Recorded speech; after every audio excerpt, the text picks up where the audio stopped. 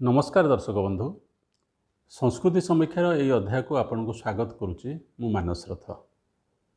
भारत और श्रीलंका मझिरे समुद्र गर्भरे बुड़ी रही गोटे सेतु। केतक यह प्राकृतिक बोली जुक्ति करुवा बेले आउ केतक यह मनीष तैयारी करछि बोली विश्वास करती।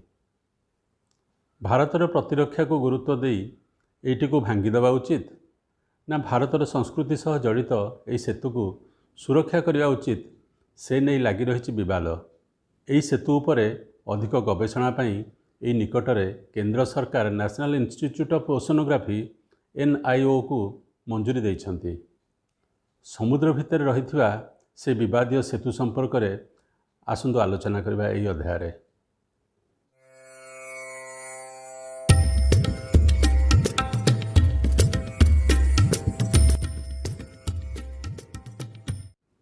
प्राचीन ग्रंथ रामायण अनुसार प्रभु श्रीरामचंद्र लंकापति रावण को युद्ध में परास्त करी माँ सीता को उद्धार कर आनी।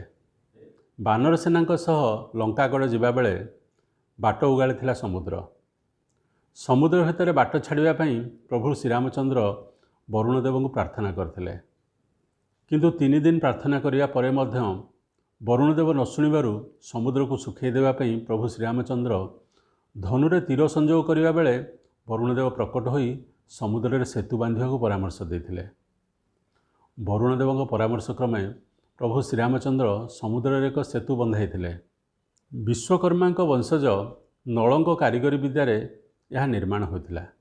तेणु प्रभु श्रीरामचंद्र यह सेतुर नाम देते नल सेतु। किंतु परे यह राम सेतु नाम चिन्हित होइछि।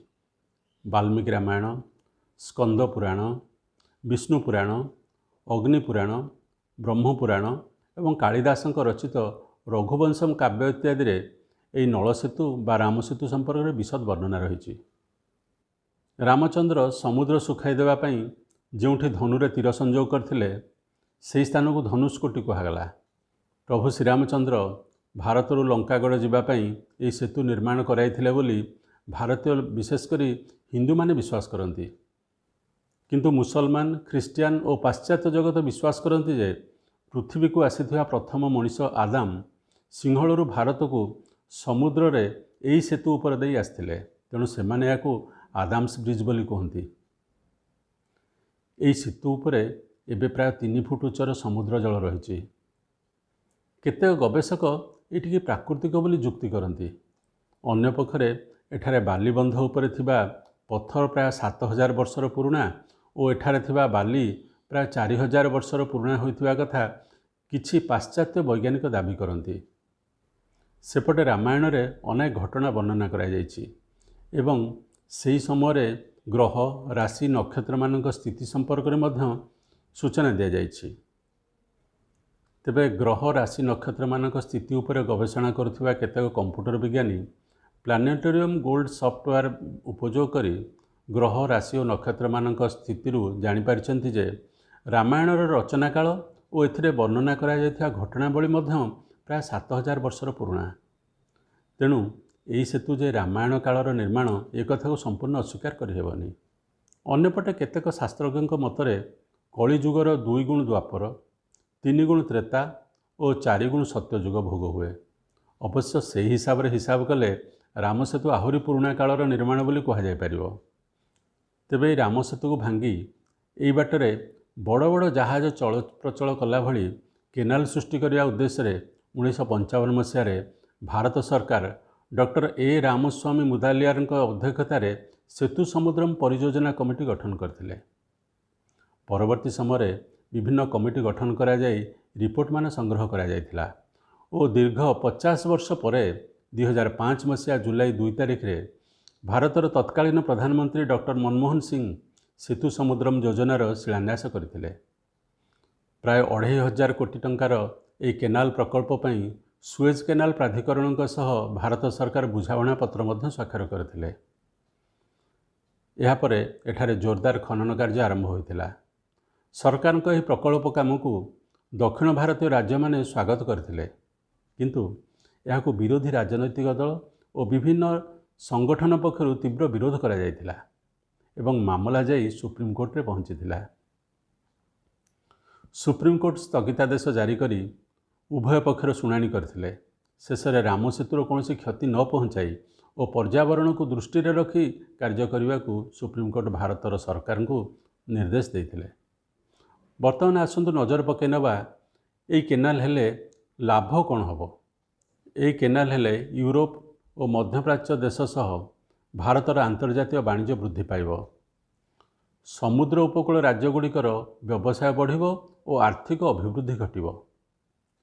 ଏହି ସମୁଦ୍ର ପଥ ଖୋଲିଲେ ୟୁରୋପ ଓ ମଧ୍ୟପ୍ରାଚ୍ୟ ଦେଶମାନଙ୍କରୁ ଆସୁଥିବା ଜାହାଜଗୁଡ଼ିକୁ ଶ୍ରୀଲଙ୍କାର ସମୁଦ୍ର ସୀମା ପରିକ୍ରମା କରି ଆନ୍ତର୍ଜାତୀୟ ସମୁଦ୍ର ପଥରେ ଯିବାକୁ ପଡ଼ିବନି। ଫଳରେ ପ୍ରାୟ 400 ମାଇଲ ଜଳପଥ କମିବ।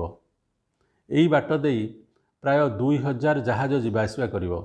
ତେଣୁ ପ୍ରାୟ 22,000 କୋଟି ଟଙ୍କାର ତେଲ ବଞ୍ଚିବ।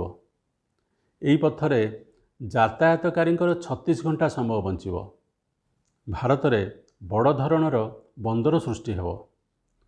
ଭାରତକୁ ଏକ ଉତ୍ତମ ନୌସେନା ଆଡ୍ଡା ମିଳିଯିବ। ଭାରତର ପଶ୍ଚିମ ଉପକୂଳରୁ ପୂର୍ବ ଉପକୂଳକୁ ଯିବା ଆସିବା ପାଇଁ ସିଧାସଳଖ ଜଳପଥ ମିଳିଯିବ। ବର୍ତ୍ତମାନ ଚୀନ ଅନେକ ପ୍ରକଳ୍ପ ପାଇଁ ଶ୍ରୀଲଙ୍କାକୁ ବିପୁଳ ଅର୍ଥ ସହାୟତା ଦେବା ସହ ସେଠାରେ ସେନା ଆଡ୍ଡା ପ୍ରତିଷ୍ଠା କରୁଥିବାରୁ ଏହା ଭାରତ ପାଇଁ ବିପଦ ସୃଷ୍ଟି କରିଛି। ଭାରତର ନୌବହର ପୂର୍ବ ଉପକୂଳରୁ ପଶ୍ଚିମ ଉପକୂଳକୁ ଶ୍ରୀଲଙ୍କାର ସମୁଦ୍ର ପଥ ଅତିକ୍ରମ କରି ଯିବାବେଳେ ଚୀନ ସେନା ବାଧା ଦେବାର ଆଶଙ୍କା ରହିଛି। ଶ୍ରୀଲଙ୍କା ସହ ଚୀନର କୂଟନୈତିକ ଓ ଆର୍ଥିକ ସହଯୋଗ ଭାରତ ପାଇଁ ଚିନ୍ତାର କାରଣ ହୋଇଥିବା ବେଳେ ଏହି କେନାଲ ଭାରତ ପାଇଁ ଅତ୍ୟନ୍ତ ଆବଶ୍ୟକ ମନେ ହୁଏ। ତେବେ ଆସନ୍ତୁ ଜାଣିବା ଏ କେନାଲ ପ୍ରକଳ୍ପକୁ ବିରୋଧ କରାଯିବାର କାରଣ କ'ଣ। ଏହାଦ୍ୱାରା ସାମୁଦ୍ରିକ ଜୀବ ଲୋପ ପାଇଯିବେ, ଫଳରେ ମତ୍ସ୍ୟଜୀବୀମାନେ ଜୀବିକା ହରାଇବେ। ଜାହାଜ ଗୁଡ଼ିକରୁ ତେଲ ଲିକ୍ ହୋଇ ପରିବେଶ ନଷ୍ଟ ହେବ। ଭାରତର ସମୁଦ୍ର ଉପକୂଳରେ ରହିଥିବା ପ୍ରଚୁର ପରିମାଣର ଥୋରିୟମରୁ ଭାରତକୁ ହାତଛଡ଼ା କରିବାକୁ ପଡ଼ିବ। ଏହି ସେତୁ ସୁନାମିର ପ୍ରଭାବକୁ ବହୁ ପରିମାଣରେ ରୋକୁଥିଲା ଓ କେରଳ, ତାମିଲନାଡୁ ପ୍ରଭୃତି ରାଜ୍ୟଗୁଡ଼ିକୁ ସୁରକ୍ଷା ଦେଉଥିଲା। ତେଣୁ ସେତୁ ଭଙ୍ଗା ହେଲେ ପରିବେଶ ଉପରେ ଏହାର ପ୍ରତିକୂଳ ପ୍ରଭାବ ପଡ଼ିବ। ଅନ୍ତରାଷ୍ଟ୍ରୀୟ ଜଳପଥକୁ ଆତଙ୍କବାଦୀମାନେ ବ୍ୟବହାର କରି ଭାରତରେ ଆତଙ୍କବାଦୀ କାର୍ଯ୍ୟକଳାପ ବଢ଼ାଇବାର ମଧ୍ୟ ଆଶଙ୍କା ରହିଛି। କେତେକଙ୍କ ମତ ଯେ ରାମାୟଣ, ମହାଭାରତ ଇତ୍ୟାଦି ଗ୍ରନ୍ଥଗୁଡ଼ିକରେ ବର୍ଣ୍ଣନା କରାଯାଇଥିବା ଘଟଣାବଳୀ କାଳ୍ପନିକ ଗଳ୍ପ ନୁହେଁ, ଏହା ସତ୍ୟ ଉପରେ ଆଧାରିତ। ଏସବୁ ହେଉଛି ଭାରତବର୍ଷର ଇତିହାସ। କିନ୍ତୁ ଭାରତ ସ୍ୱାଧୀନ ହେବା ପରେ ଆମର ପୁରାତନ ସଂସ୍କୃତି ଓ ଇତିହାସକୁ ଖୋଜି ବାହାର କରିବା ଦିଗରେ କୌଣସି ବିଶେଷ ଗବେଷଣା ହୋଇନି। ତେଣୁ ଭାରତର ସଂସ୍କୃତି ଓ ସଭ୍ୟତା କେତେ ଯେ ପୁରାତନ ତାହା କହିବାକୁ ଆମ ପାଖରେ ସେଭଳି ବଳିଷ୍ଠ ପ୍ରମାଣ ନାହିଁ। ଏଭଳି ସ୍ଥିତିରେ ରାମ ସେତୁକୁ ଭଙ୍ଗା ହେଲେ ତ୍ରେତା ଯୁଗରେ ଶ୍ରୀରାମଙ୍କ ନିର୍ମିତ ସ୍ମାରକୀ ନଷ୍ଟ ହୋଇଯିବ। ଫଳରେ ଭାରତୀୟ ସଭ୍ୟତା ଓ ସଂସ୍କୃତି ଯେ ବହୁ ପ୍ରାଚୀନ ତାର ପ୍ରମାଣ ସବୁଦିନ ପାଇଁ ଲୋପ ପାଇଯିବା ଆଶଙ୍କା ରହିଛି। କୁହାଯାଏ 1480 ମସିହା ପୂର୍ବରୁ ଲୋକମାନେ ଭାରତରୁ ଶ୍ରୀଲଙ୍କାକୁ ସେତୁ ଉପରେ ଦେଇ ଯିବା ଆସିବା କରିପାରୁଥିଲେ। କିନ୍ତୁ 1480 ମସିହାରେ ଏକ ବଡ଼ ଧରଣର ଘୂର୍ଣ୍ଣିବାତ୍ୟା ଓ ସୁନାମି ଯୋଗୁଁ ରାମ ସେତୁର ପ୍ରଭୂତ କ୍ଷତି ହୋଇଥିଲା। ଫଳରେ ଆଉ ସେତୁ ଉପରେ ଯିବା ଆସିବା ସମ୍ଭବ ହୋଇନଥିଲା।